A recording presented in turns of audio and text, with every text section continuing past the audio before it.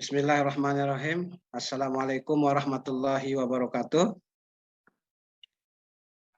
Sebelumnya saya ingin menyapa terlebih dahulu Bapak Dr. Muhammad Fahri.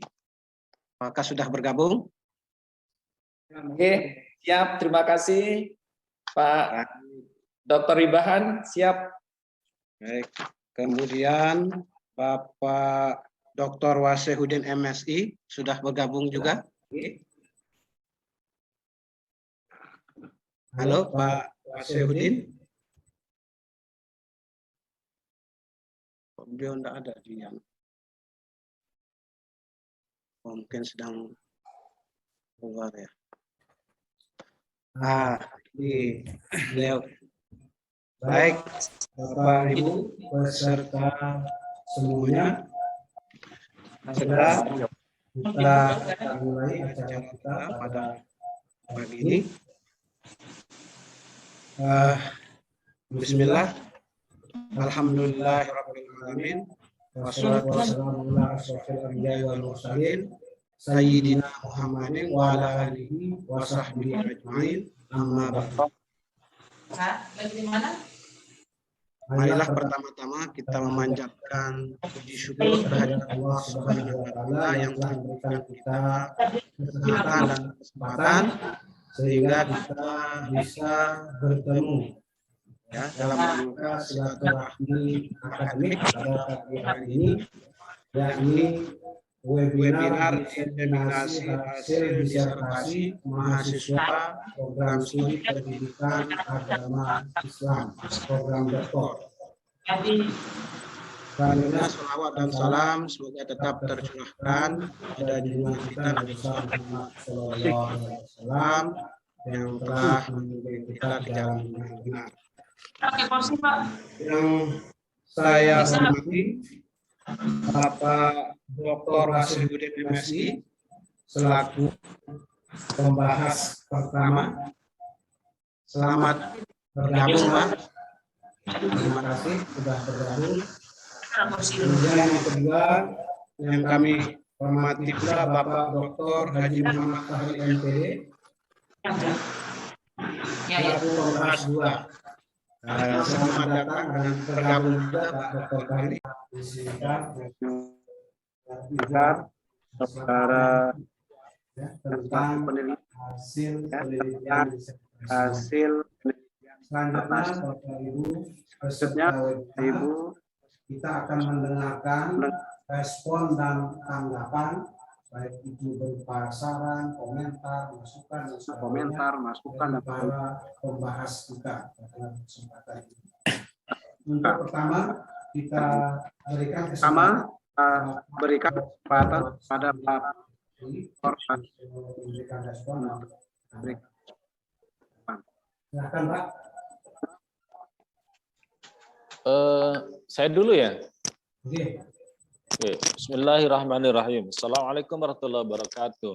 Waalaikumsalam warahmatullahi wabarakatuh. Alhamdulillah nahmaduhu wa nasta'inuhu wa nastaghfiruh wa na'udzubillahi min syururi anfusina wa min sayyiati a'malina. May yahdihillahu fala mudhillalah wa may yudhlil fala hadiyalah. Amma ba'da.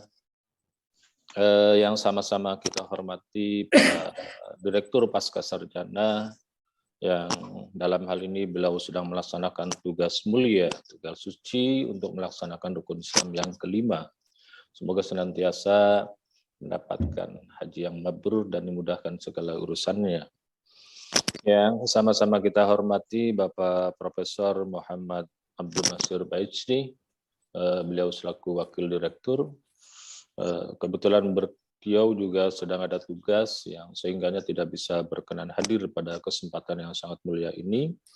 Pak Dr. Muhammad Fahri MPD selaku penanggap dua, semoga beliau senantiasa diberikan kesehatan. Pak Dr. Haji Idwar MPD, Pak Dr. Fuadi, Seprodi PS3.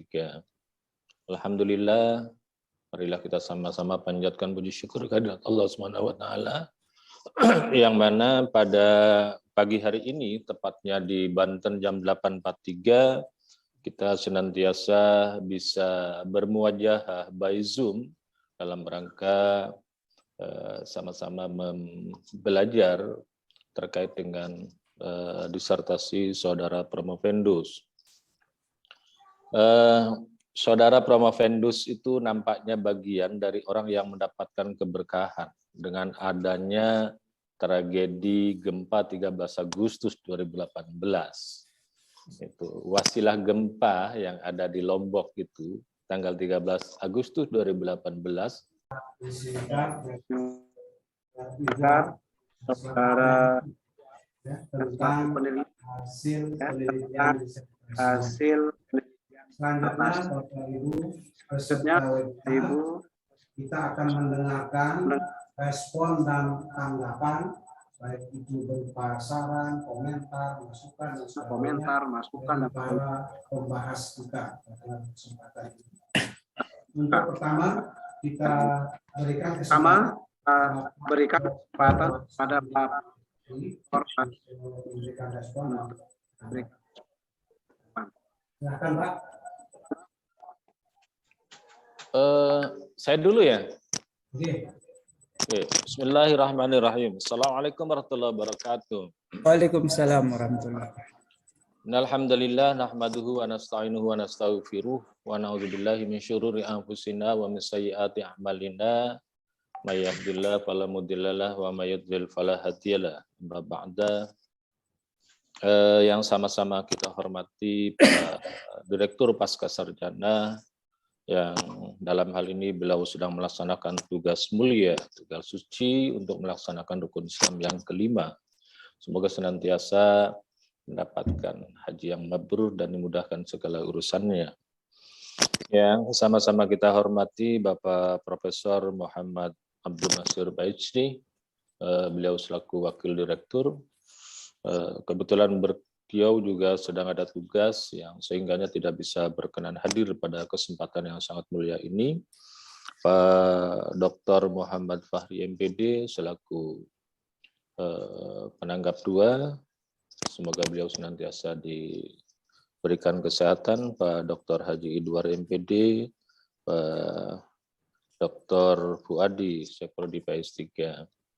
Alhamdulillah, marilah kita sama-sama panjatkan puji syukur kehadirat Allah Subhanahu wa taala yang mana pada pagi hari ini tepatnya di Banten jam 8.43 kita senantiasa bisa bermuajahah by Zoom dalam rangka sama-sama belajar terkait dengan disertasi Saudara Promovendus.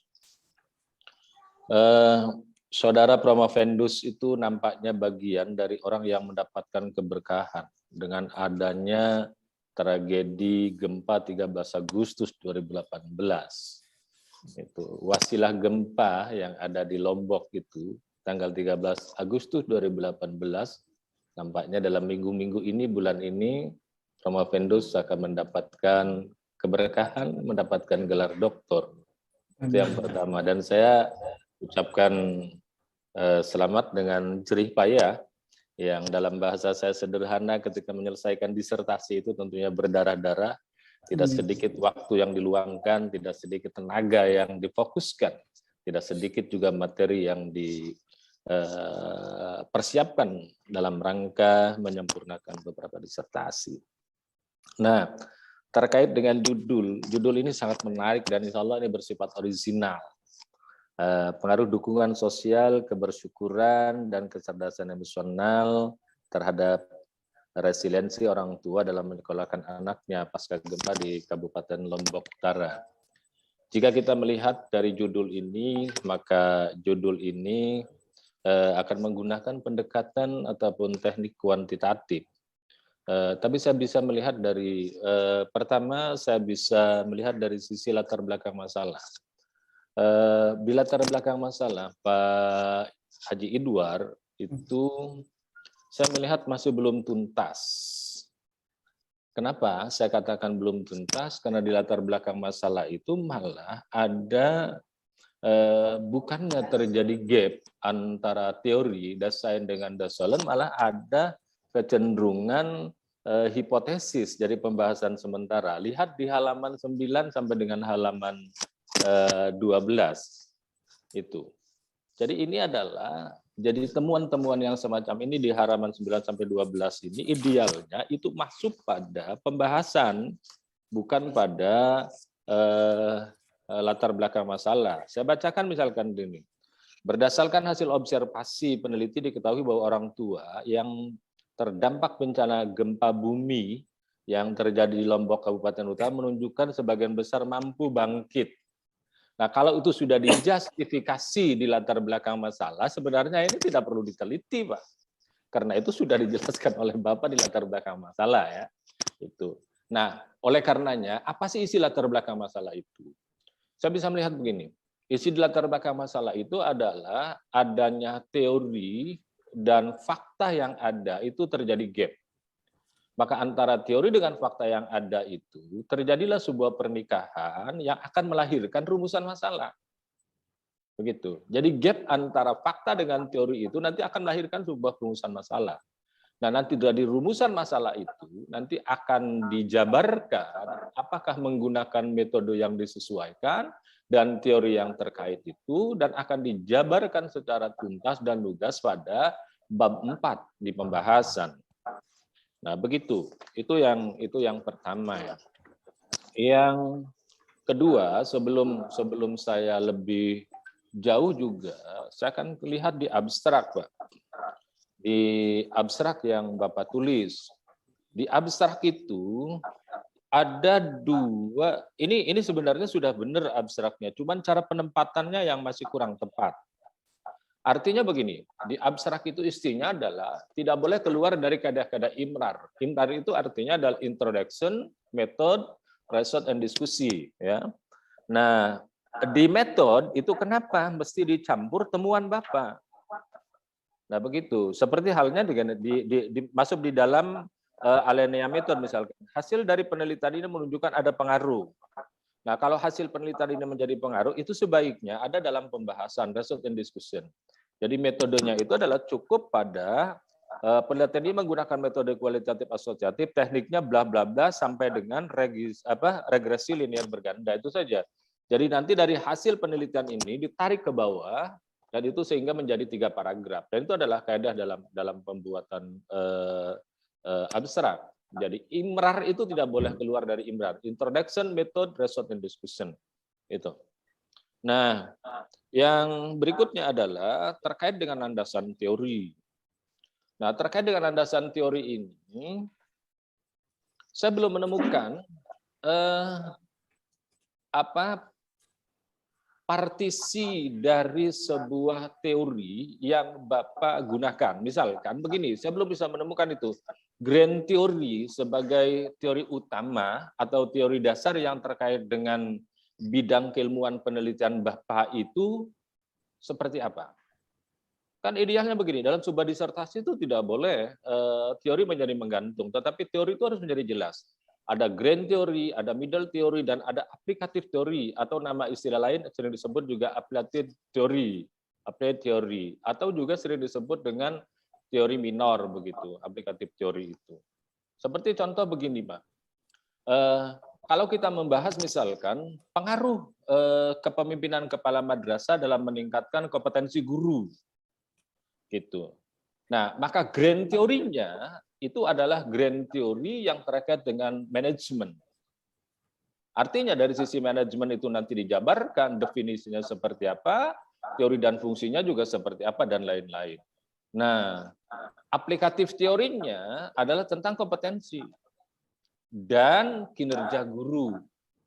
Nah, sementara middle teori itu yang dapat menghubungkan daripada grand teori dan aplikatif teori itu, maka dibutuhkan juga middle teori yang dapat menghubungkan. Artinya apa? Teori penghubung antara grand teori dan applied teori. Nah, kalau dalam contoh yang barusan saya sampaikan itu adalah berarti middle teorinya itu terkait dengan manajemen kepemimpinan, teori fungsi, dan lain-lain. Nah, di dalam teori yang Bapak paparkan itu masih bersifat universal. Tidak terlihat mana yang masuk dalam kategori grand teori middle theory dan aplikatif teori. Itu saya bolak-balik itu masih belum saya temukan di Bapak yang ini. Nah, terkait dengan teori teori yang Bapak sampaikan, misalkan di halaman 35 itu Bapak kutip dari Saint-Michel dan Zimet misalkan, itu sudah bagus sekali. Misalkan menggambarkan bahwa dukungan sosial sebagaimana determinnya, dukungan ini diberikan oleh orang-orang terdekat, individu meliputi dukungan keluarga, dukungan teman, dan dukungan orang-orang yang sangat berarti di sekitar individu. Nah, teori ini idealnya nanti Bapak jabarkan juga di dalam pembahasan, gitu. Jadi teori yang dikeluarkan oleh Michel dan Zimet ini, pola implementasi yang didapatkan dari informan inti yang Bapak teliti itu adalah tidak ada lain adalah orang tua korban gempa yang ada di sana. Gitu. Nah, apakah itu sudah dilakukan oleh Bapak sebagai tim peneliti? Pola bentuk dukungannya juga seperti apa? Bagaimana caranya penguatannya? Apakah ada faktor-faktor eksternal yang lain gitu yang ikut juga dukungan sosial? Misalkan begini Pak Edward, ada enggak gitu dari pihak-pihak lain yang melakukan pola pendekatan trauma healing misalkan dari relawan ketika gempa misalkan pada tanggal 13 Agustus 2008 itu. Nah, itu juga itu harus Bapak teliti, harus Bapak kaji pada masyarakat, tokoh masyarakat yang ada di sana, pemerintah desa dan lain sebagainya. Atau ada dari komunitas misalnya yang melakukan untuk penguatan emosional gitu. Yang ketiga adalah dari psikolog, yang keempat adalah dari psikiater, dari agamawan, dari dinas-dinas terkait misalkan. Kan tentunya semua itu berkolaborasi kan untuk bisa membangkitkan, membangun keluarga yang memang terkena gempa itu. Jadi mereka tidak bisa berdiri sendiri, tetapi semua relawan yang melakukan pola pembinaan trauma healing itu juga harus dijadikan sebagai informan dari penelitian Bapak terkait dengan resiliensi orang tua terhadap dalam menyekolahkan anaknya di pasca gempa yang ada di Lombok. Itu yang idealnya harus Bapak lakukan. Nah, saya juga mengambil judul ini, apakah resiliensi itu masuk dalam kategori sabar? Sebagaimana yang diungkapkan dalam Al-Quran surat surat Al-Baqarah ayat 155 Pak. Gitu. Yang berbunyi begini kalau tidak salah. Wala nabluwannakum bisyai'in minal khawfi wal ju'i wa naqsin minal amwali wal anfusi was samarat wa basyiris sabirin gitu loh. Nah, itu yang saya temukan. Padahal ini kalau dilihat dari judul Bapak, pengaruh dukungan sosial, kebersyukuran dan kecerdasan emosional terhadap resiliensi orang tua dalam menyekolahkan anaknya, ayat itu juga bisa dijadikan sebagai grand theory oleh Bapak sebagai teori dasar untuk dilakukan sebagai sebuah pijakan. Nah, begitu. Itu. Yang kedua juga tentunya di sini ayat yang ada pada surat Yusuf misalkan, ayat 87 misalkan. Wala ta'asu mir rauhillah innahu la ya'asu mir rauhillah ilal qaumul kafirun misalkan, ya. Nah, begitu. Itu juga bisa dijadikan. Kenapa? Karena kebiasaan manusia itu mereka hanya mau menerima nikmat dari Allah Subhanahu wa taala. Tapi kalau mereka menerima cobaan itu banyak yang mereka berputus asa. Itu adalah kondisi kemanusiaan. Siapa yang bersabar, siapa yang tetap istiqomah, mereka adalah orang-orang yang memang benar-benar berpijak pada nilai-nilai agama misalkan. Mereka juga harus dijadikan sebagai sebuah tatanan dalam pembahasan disertasi berikutnya. Nah, di rumusan masalah yang terakhir bagian E ada yang dominan ya di rumusan E kalau tidak salah ya, faktor apa paling dominan di dalam mempengaruhi sosial resiliensi orang tua terhadap menyekolahkan anaknya. Kalau tidak salah di poin E ya, di poin E ya, rumusan masalah yang kelima ya. Nah, kalau faktor dominan itu berarti apakah dari hasil penelitian yang ada pada kenapa Bapak tidak sunggung juga sesuatu yang menjadi kekuatan misalnya. Dari resiliensi itu mesti dijabarkan di dalam 4 itu yang menjadi kekuatan orang tua untuk tetap menyekolahkan anaknya, sementara kondisinya itu sedang semeraut. Rumah tidak ada, kondisi keuangan juga semeraut, makan juga tidak ada, dan lain sebagainya. Apa yang menjadi kekuatan? Nah itu tentunya itu harus ditelitik gitu loh.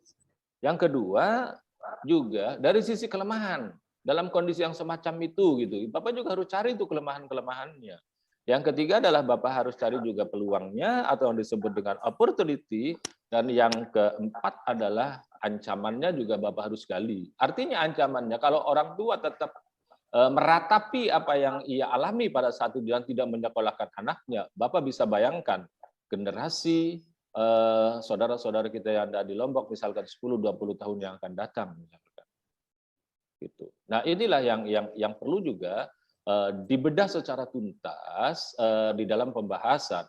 Rumusan masalah saya pikir itu sudah mewakili, tetapi ketika di dalam pembahasan itu tidak dijabarkan secara detail gitu. Permasalahannya kenapa? Saya harus detail juga membuka demikian, karena di dalam disertasi itu, dalam istilah Prof. Muhibben itu begini, skripsi itu penelitiannya cukup kita petik saja pangnya dan daunnya saja. Kira-kira kenapa pahan ini layu gitu? Cukup petik aja pangnya sama daunnya. Oh, diteliti kira-kira ada ulat yang ada di sini. Tesis, kita potong batangnya bukan hanya pang sama daunnya saja. Oh, ternyata ada guratan hitamnya gitu loh. Di batang itu. Inilah yang menyebabkan misalkan daun menjadi layu. Nah, begitu.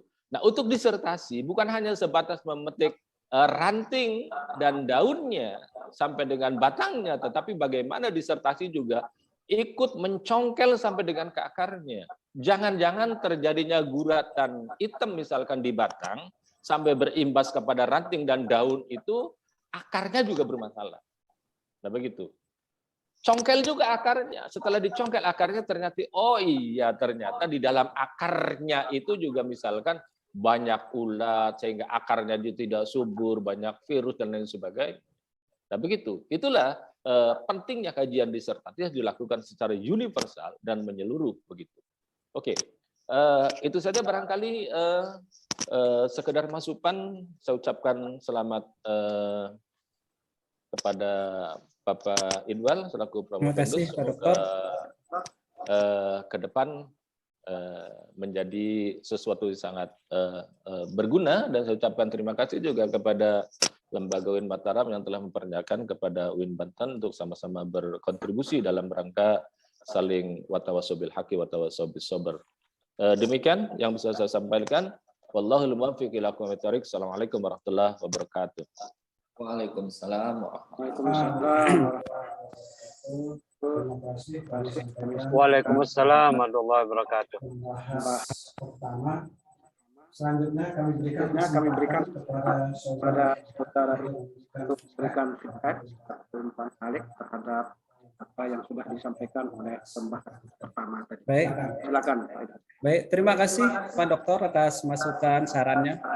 Jadi yang pertama mengenai penelitian ya yang di latar belakang.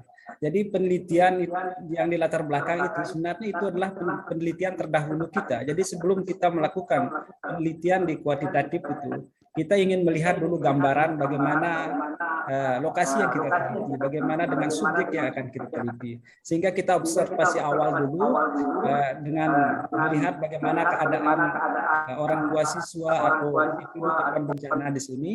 Nah, itulah hasilnya yang kita taruh di latar belakang itu. Kemudian kita wawancarai bagaimana keadaan mereka ketika mereka kehilangan, misalnya keluarga mereka kehilangan, kemudian mata pencarian mereka, bahkan kehilangan keluarga mereka. Ini yang kita tanya dulu, kita wawancari untuk mengetahui gambaran kita ketika kita melakukan penelitian. Itu untuk yang pertama, Pak Dokter. Yang kedua mengenai abstrak. Jadi abstrak itu, jadi di samping kita pertama seperti Pak Dokter jelaskan tadi, jadi kita menentukan metode dan kita memasukkan kesimpulan terakhir, temuan-temuan kita di paling akhir itu. Kan sudah tadi di abstrak itu ada, kita masukkan ada metodenya, ya. kemudian apa alat yang kita gunakan analisis datanya, kemudian instrumen-instrumennya, baru terakhir kita ingin mengetahui apa kesimpulan-kesimpulannya di sana, yaitu pengaruhnya secara parsial, kemudian pengaruhnya secara simultan, dan yang terakhir dan faktor yang dominan. Nah, itu. Kemudian mengenai teori. Jadi teori itu kita sudah jelaskan semua di sana. Untuk resiliensi ada yang dijelaskan oleh Kenner Davidson, itu tentang resiliensi. Jadi ada dua pengaruh di sana. Yang pertama yang difokuskan adalah hardiness ya dan persisten ya. Di sana ada dua, ada di kajian teori itu. Jadi yang mempengaruhi resiliensi atau yang terdiri dari ada di sana hardiness dan ada persisten. Hardiness itu adalah bagaimana seorang bisa mengatasi permasalahan atau menghadapi kondisi ketika mereka secara tidak terduga ya. Misalnya karena mengalami stres ya, kemudian mengalami sakit atau tekanan dalam pasca gempa itu namanya hardiness. Kemudian persisten itu adalah keinginan bagaimana seorang individu atau di sini korban bencana atau orang tua siswa itu ingin mencapai keinginannya walaupun dalam keadaan sulit ya. Mereka berusaha dan berjuang, tidak kenal menyerah ya. Nah, itu ya teori untuk resiliensi. Kemudian ada teori seperti Pak Dokter bilang untuk dukungan sosial, ada Penty Michael Zimmet itu ada 3 dimensi, itu ada dukungan dari keluarga, ada dukungan dari teman, yang peneliti tetapkan itu adalah orang yang kita berarti dalam hidup kita, orang yang paling kita sayang, misalnya seorang suami, misalnya adalah istrinya, dimensi dukungan sosial. Kemudian ada dimensi kebersyukuran. Di teori itu menurut Listidiantini dan kawan-kawan ada 3 yang kita pakai di sana komponennya. Ada adalah yang pertama adalah rasa apresiasi terhadap kehidupan, ya. Rasa apresiasi terhadap kehidupan diterima baik dari Tuhan maupun orang lain. Ya.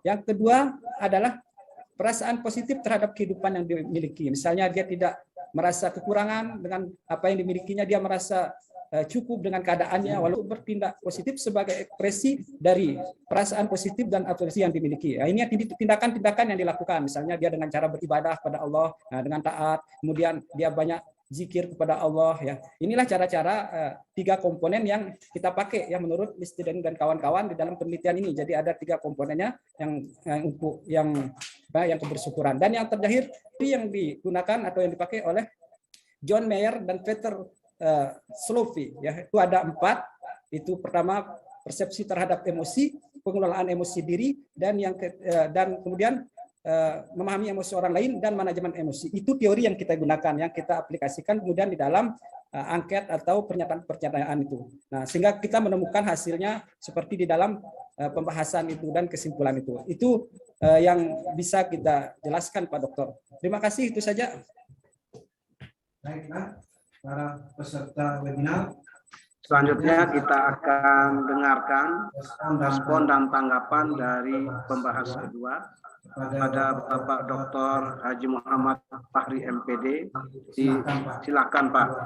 Bapak kurang lebih 20 menit. Oke. Baik, terima kasih Saudara Moderator Bapak Dr. Ribahan MPD. Bismillahirrahmanirrahim.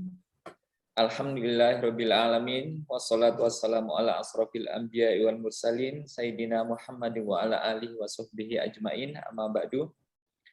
Yang saya muliakan Bapak Direktur Pasca Sarjana UIN Mataram, pada kesempatan ini beliau sebagai Amirul Hajj sedang menjalankan tugas. Semoga sehat selalu dan sukses Pak Direktur. Begitu juga dengan Bapak Wakil Direktur Pasca Sarjana UIN Mataram, Bapak Profesor Dr. Abdul Nasir, MA PhD, yang sedang menjalankan tugas juga. Semoga sukses dan sehat selalu. Kemudian yang kami muliakan juga dan selamat datang kepada Bapak Dr. Wasehuddin MSI dari Pasca Sarjana UIN Banten. Terima kasih Bapak sudah bisa bergabung. Assalamualaikum Pak Kiai. Waalaikumsalam warahmatullahi wabarakatuh Bapak. Sama-sama. Terima kasih. Sama-sama Bapak. Sama-sama Bapak. Begitu juga dengan Bapak Kaprodi S3, Bapak Profesor Dr. Iwan Fitriani, MPD, dan Pak Sekjur, Dr. Abdullah Adi MA. Terima kasih atas kesempatan yang diberikan kepada kami Dan selamat kepada Bapak Idwar ya. Terima kasih, Pak Dokter. Sampai tahap akhir ya, menyelesaikan pendidikan di program doktoral pendidikan agama Islam di Pasca Sarjana UIN Mataram. Judul disertasi ini sangat bagus kalau menurut saya, tetapi mungkin banyak hal yang ya termasuk dari Bapak pembahas pertama tadi dari Pak Dr. Wasihuddin yang perlu kita ya diskusikan mungkin, dan kesempatan ini sangat tepat untuk kita saling berbagi pengalaman. Yang pertama saya sudah banyak tadi dari Pak pembahas utama, tapi di latar belakang juga masih mengganggu. Ya, di latar belakang secara detail sudah disampaikan oleh Bapak pembahas utama, tapi saya bukan secara umum, Pak. Statement-statement yang dibangun di latar belakang itu masih sangat lemah. Apalagi ini penelitian kuantitatif, jadi Bapak di situ banyak statement pernyataan itu masih common sense tanpa dasar yang kuat. Apalagi ini penelitian kuantitatif harusnya dengan angka-angka, Bapak. Contoh misalnya lebih banyak yang stres, banyak orang tua yang seperti itu. Kalau penelitian kualitatif mungkin masih bisa diterima, tetapi kalau untuk kuantitatif justru untuk menguji teori, jadi harus dengan angka-angka, Pak, penyataannya. Jadi itu saya lihat sangat lemah ya, mengapa ini harus diuji. Secara logika, pikiran sederhana saja kita mengatakan, ya pastilah ada hubungan antara kebersyukuran, Pak, dengan relationship itu pasti, kalau secara sederhana ya pasti ada. Tidak diuji juga ya seperti itu. Malah kalau diarahkan ke penelitian kualitatif, hasilnya akan lebih bagus dan akan bisa memberikan makna yang lebih baik lagi, terutama pada rekomendasinya nanti. Itu pada latar belakang. Kemudian teori-teori, Pak, benar apa yang dikatakan Bapak pembahas pertama tadi itu belum jelas antara grand teori dengan middle teori, teori utama, teori pendukung itu masih belum jelas, Pak. Karena kalau penelitian kuantitatif itu kata kuncinya itu pada instrumennya, Pak. Apalagi ini menyangkut psychological assessment. Saya kebetulan dari S3 psikologi, Bapak. Jadi itu sangat rapuh, sangat lemah. Bagaimana Bapak menguji aspek-aspek psikologi? Pertama, misalnya kebersyukuran. Itu enggak jelas, Pak, teorinya. Teori itu apakah itu teori utama atau teori middle atau teori pendukung tidak jelas. Jadi saya lihat bagaimana Bapak membreakdown butir-butir pertanyaan itu juga tidak kurang tepat, kurang sesuai. Nah, di samping itu Bapak tidak menjelaskan apakah Bapak ada uji ahli instrumen. Saya belum jelas belum lihat karena untuk psychological assessment itu harus ada uji ahlinya, Pak. Apalagi tentang relationship, kemudian tentang aspek-aspek kecerdasan emosional itu harus diuji ahli, Pak. Jadi ini penelitian Bapak ini ya masih sangat sangat lemah sekali kalau menurut saya. Jadi termasuk pernyataan-pernyataan yang disampaikan di latar belakang itu juga tidak mendukung tujuan dari penelitian Bapak ini, Pak Idwar ya. Secara runtutan metode penelitian, ya oke, bolehlah saya lihat. Tetapi itu pun kalau untuk level S3, Bapak, instrumen-instrumen itu bagaimana Bapak bisa mendesain setiap instrumen untuk menguji setiap aspek-aspek psikologi itu belum sesuai dengan tahapan-tahapannya. Mengapa saya katakan begitu? Itu model siapa, caranya siapa, itu tidak jelas. Jadi itu hanya model Bapak, model Pak Idwar ya, yang menggunakan model seperti itu, cara mengukurnya. Di situ mungkin kata kunci pengumpulan datanya itu kan dengan menggunakan instrumen. tetapi tidak jelas bagaimana bisa Bapak membreakdown butir-butir pertanyaan, aspek-aspek psikologi yang akan diuji. Itu tidak jelas, Pak. Jadi minimal harus 1-2 kali ada uji ahli. Dari ahli yang memang pakarnya psikologi, dan memang pakarnya mungkin di bidang kecerdasan emosional dan lain sebagainya. Itu untuk instrumennya. Secara umum memang kita tidak bisa mengontrol bias pengamatan Bapak dalam setiap penelitian, itu tentu pasti ada lah.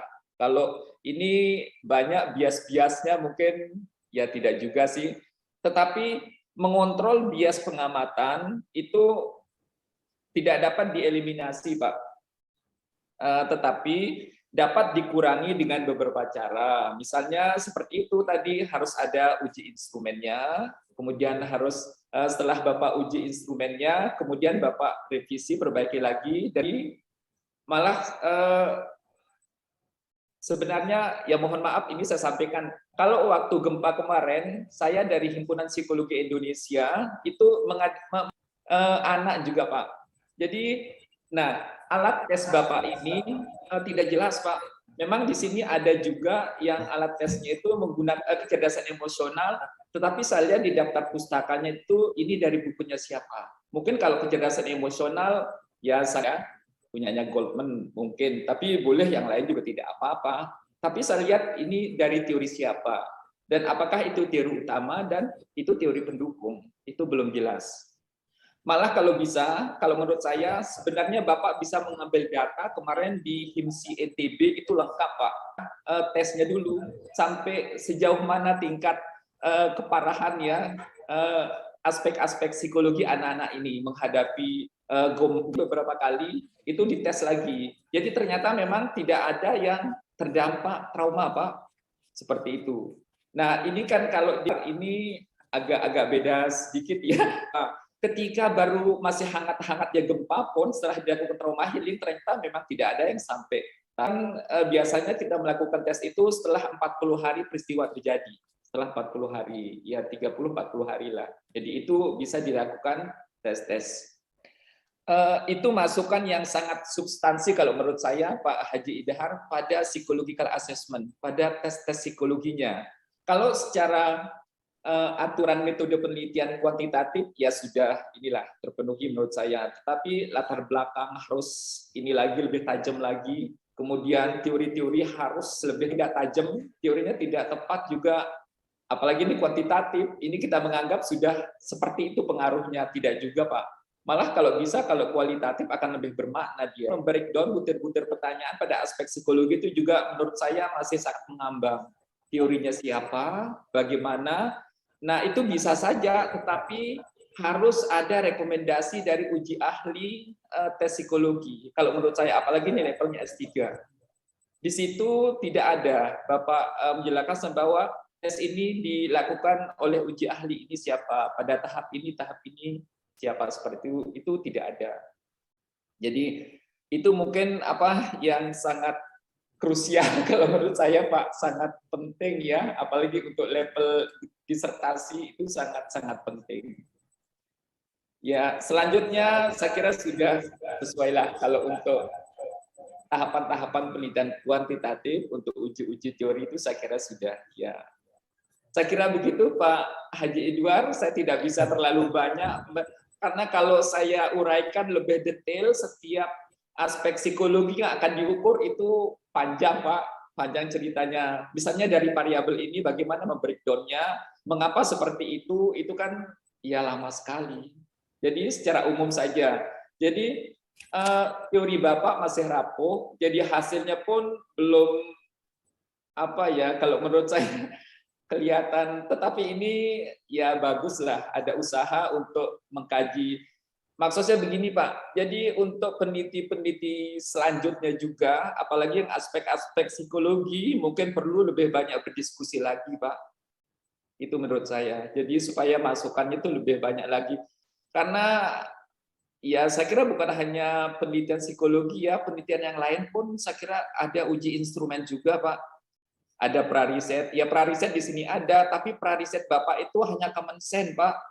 hanya kata-kata Bapak aja yang seperti itu, tidak ada dasarnya Bapak melakukan penelitian.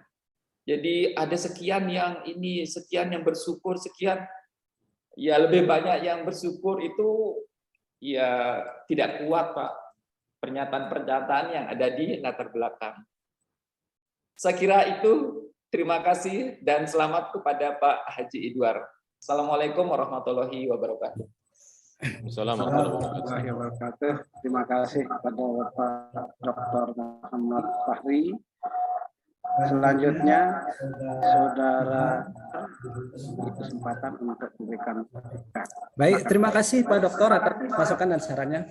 Jadi begini Pak Dokter, yang pertama mengenai latar belakang. Jadi sudah saya jelaskan di sana di halaman 6 dan 7 sudah jelas semua data-data berapa jumlah korban bencana gempa, berapa jumlah yang rusak, semua sudah kita jelaskan angka-angkanya. Kemudian yang kedua, mengenai uji instrumen. Jadi uji instrumen itu sudah Promopendus lakukan. Yang pertama ada dua, ada uji validitas pakar dan ada uji validitas butir. Uji validitas pakar itu sudah dijelaskan di metode penelitian itu, dan ada sertifikat surat pernyataannya juga di lampiran. Surat pernyataan yang bertanda di tangan di bawah ini nama Dr. Randus Marzuki MSI. Nah, inilah yang validitas data instrumen peneliti itu dia dosen Fakultas MIPA Unram. Jadi ini yang sudah sudah ada surat pernyataannya bahwa instrumen yang saya gunakan ini adalah valid. Setelah itu kemudian saya lakukan uji validitas. Uji validitas itu kita lakukan dengan kita membagikan instrumen kepada responden.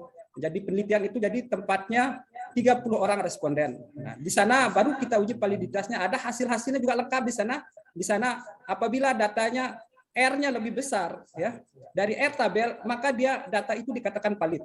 Kemudian ada untuk uji instrumen itu reliabilitasnya untuk mengetahui apakah ada konsisten atau tidak data itu. Misalnya kita uji sekali, kita uji 2 kali, itu sudah kita uji dia sehingga ada hasilnya, semua hitungan sudah lengkap di disertasi ini. Jadi dari awal sampai akhir disertasi ini ada namanya uji validitas, kemudian ada uji reliabilitas. Inilah uji yang sangat penting. Kalau sudah lolos uji yang kedua itu, baru kita masuk kepada uji klasik. Uji klasik itu setelah kita mendapatkan data. Jadi setelah kita mendapatkan normal gitu atau tidak, makanya uji namanya uji normalitas dalam kuantitatif. Kemudian kita uji gejala heterokedasitas. Apakah ada gejala atau tidak? Kemudian ada gejala multikulinitas. Apakah ada atau tidak? Kalau sudah terpenuhi yang 3 itu, baru kita bisa proses lagi menjadi regresi. Ada regresi linear sederhana, regresi linear bergerak, baru kita mendapatkan hipotesisnya. Jadi itu sampai terakhir, karena ini kuantitatif, berarti dia menggunakan angka-angkanya juga lengkap, dan hasil-hasilnya itu tidak kita sesuai dengan misalnya wawancara gini, tapi hasil sesuai dengan data-data yang kita dapat. Ini tidak bisa bohong, karena data yang kita dapat itu kita olah, apa hasil data itu, itulah hasilnya. Nah, itu untuk penelitian kuantitatif. Jadi hasil yang kita dapat ini bukan kita pakai kata-kata, tapi data yang sudah lengkap, hasil dari awal sampai akhir kita dapatkan. Itu ya Pak Dokter. Kemudian untuk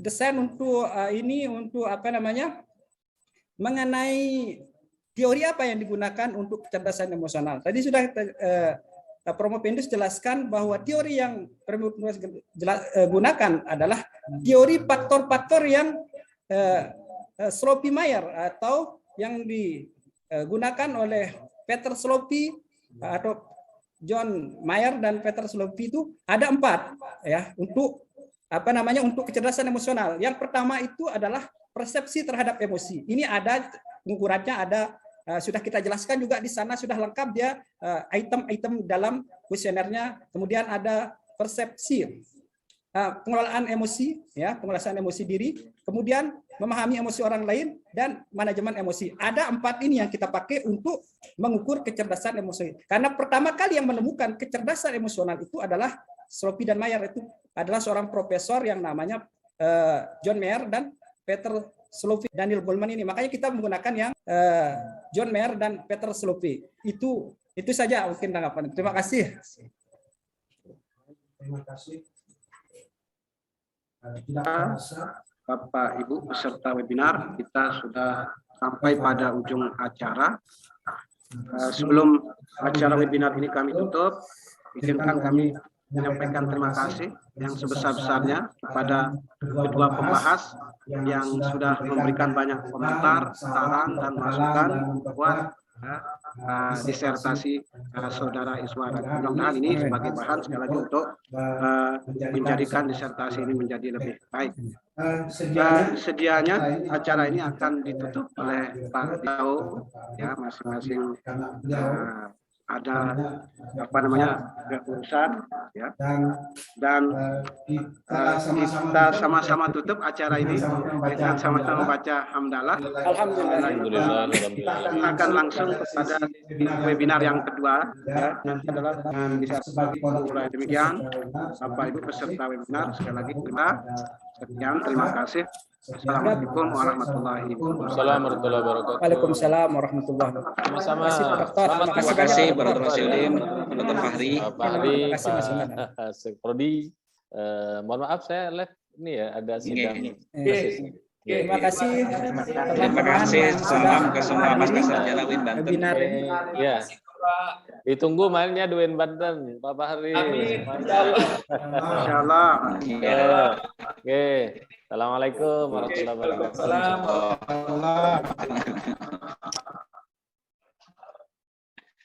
Oke, terima kasih. Nggak bisa simpan di sini makanya.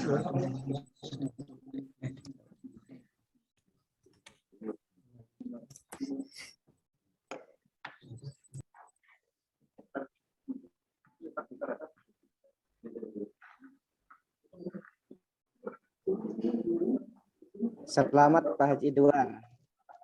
Selamat sudah melewati tahap berikutnya. Izin lab Mas Fuad. Terima kasih. Terima kasih. Pak Fahri. Ya, berikutnya kita akan memasuki bagian kedua atau sesi kedua dari webinar seri yang ketiga ini yang akan dipandu oleh Bapak Dr. Yudin Citriadin dengan dua pembahas kita.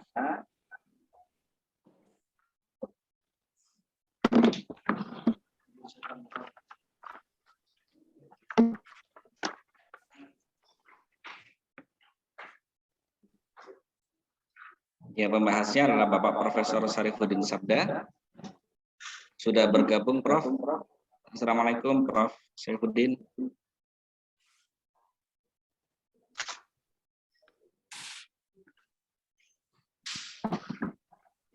Kemudian pembahasan kedua adalah Alhamdulillah. Terima kasih, Prof. telah bergabung di webinar kami.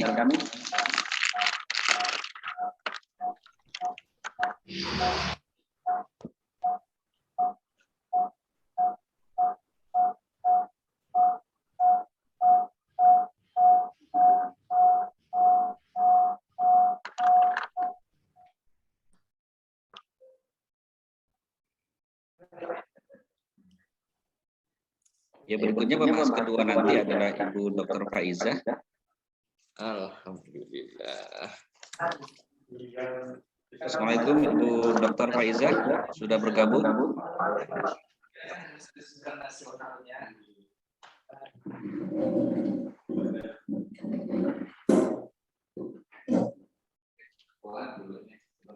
Silakan Bapak Dr. Yudin.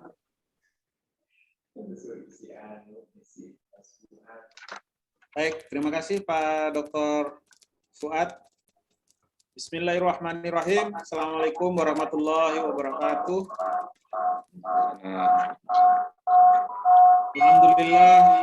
Alhamdulillah pada pagi hari ini kita akan melaksanakan webinar nasional diseminasi hasil